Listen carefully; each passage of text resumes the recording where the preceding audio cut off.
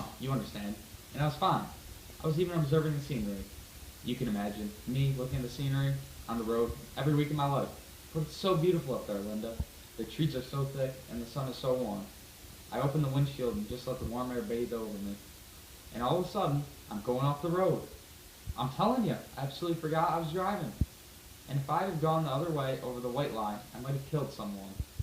So I went on again. And 5 minutes later, I'm dreaming again, and I have such thoughts. I have such strange thoughts. Willie dear, talk to them again. There's no reason why you can't work in New York. They don't need me in New York. I'm a New England man. I'm vital in New England. But you're 60 years old. They can't expect you to travel every week. I'll have to send a wire to Portland. I'm supposed to see Brown and Morrison tomorrow morning. Show them the line. God damn it, I could sell them. Why don't you go down to the place tomorrow and tell Howard you simply got to work in New York? You're too accommodating, dear. This quote characterizes Willie very early in the text. Willie having a conversation with his wife feels that he is vital to his business in New England. He feels they cannot afford to move him to New York, when in reality Willie barely produces, and is fired from his position later in the text. All throughout the book, Willie is out of touch from reality. The first conversation foreshadows Willie's struggle to have a realistic mindset throughout the rest of the play. I appreciate it, Willie. There's no spot here for you. If I had a spot, I'd slam right in, and I just want one single solitary spot. Howard, all I need is $50 a week to set the table. Where am I going to put you, kid? Look, it isn't a question of whether I can sell merchandise, is it? No, but it's a business, kid, and everybody's got to pull his own weight. Just let me tell you a story, Howard. You got to admit, business is business. Business is definitely business. But just listen for a minute. You don't understand this. When I was a boy, 18, 19, I was already on the road, and there was a question in my mind as to whether selling had a future for me, because in those days I had a yearning to go to Alaska. See, there were 3 gold strikes in 1 month in Alaska, and I felt like going out, just for the ride, you might say. Oh, yeah, you don't say. Oh yeah, my father lived many years in Alaska. He was an adventurous man. We've got quite a little streak of self-reliance in our family. I thought I'd go out with my older brother and try to locate him, maybe settle in the north with the old man. And I was almost decided to go when I met a salesman in the Parker house. His name was Dave Singleman. He was 84 years old. And he drummed up merchandise in 31 states. And old Dave, he'd go to his room, you understand, put on his green velvet slippers, I'll never forget, and pick up his phone and call the buyers. Without ever leaving his room, at the age of 84, he made his living. And when I saw that, I realized that selling was the greatest career a man could want. Because what could be more satisfying than to be able to go at the age of 84 into 20 or 30 different cities and pick up a phone, and he remembered, and be remembered, and loved, and helped by so many different people.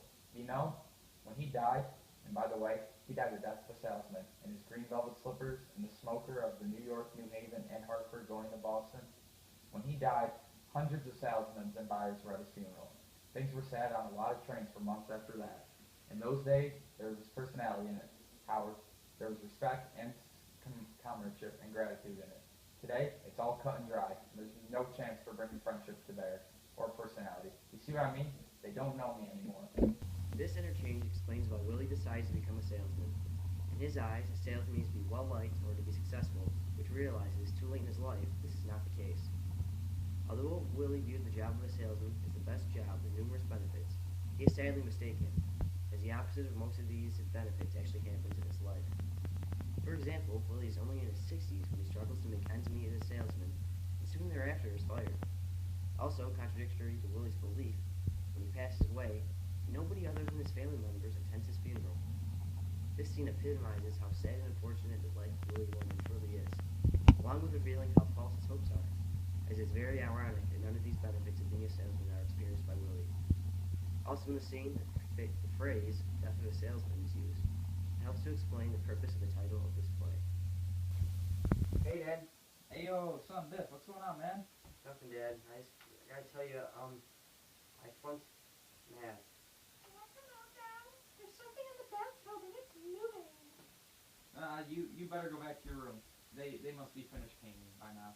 They're painting the room, so I'll take a shower here. Go back. But I've got to get dressed, Billy. I can't. Get out of here. Go back. This is Miss Francis. She's a buyer. They're painting the room. Go back, Miss Francis. Go back. But my clothes, I can't go out naked in the hall. Go back. Get out of here. Go back. Where's my stockings? You promised me stockings, Billy. I have no stockings here. You had $2 of side slime shears for me, and I want them. Here, for God's sake, will you get out of here? Are you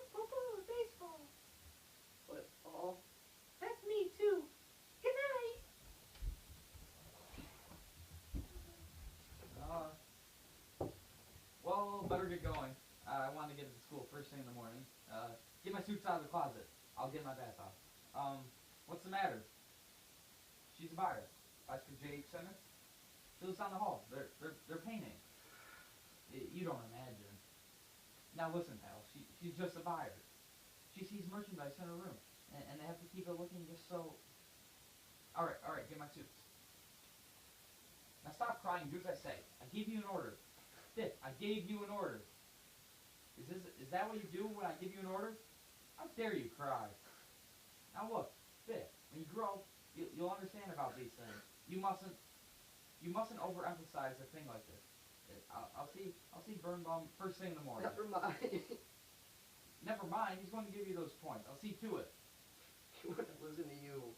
You need those points for the University of Virginia. I'm not going there. Eh? If I can't get him to change that mark, you'll make it up in summer school. You've got all summer too. Dad. Oh my boy. Dad, well, She's nothing to me, Biff. I was lonely. I was terribly lonely. you gave her mama's stockings. I gave you an order. Don't talk to me. You liar. Apologize for that. You fake. You phony little fake. Fake. I gave you an order. Biff, come back here. I'll beat you. I'll whip you. This scene is very significant because it explains why Biff becomes so detached from his father. It explains why Biff decided not to go to summer school and why he wasn't able to go to college at the University of Virginia. In this scene, Biff learns of his father's affair, and instantly the relationship changes. This is the climax